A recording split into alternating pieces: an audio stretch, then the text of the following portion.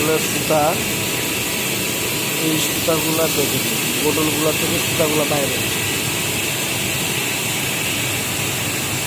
এই যে পাইপগুলা দিয়ে সুতাগুলো যাচ্ছে, এই যে পাশে আছে।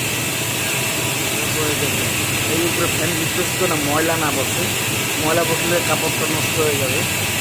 একটা সুতা ছিঁড়লে মেশিন অফ হয়ে যাবে। এই মেশিন, মেশিন,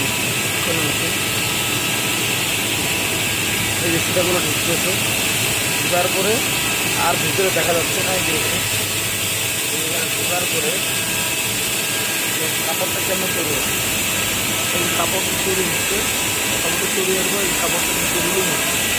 এই যে রুলিং হচ্ছে, এই যে রুলিং, এই যে রুলিং হচ্ছে। এটা হচ্ছে গাজীপুর রূপা টেক্সটাইল, গাজীপুর রূপা টেক্সটাইল।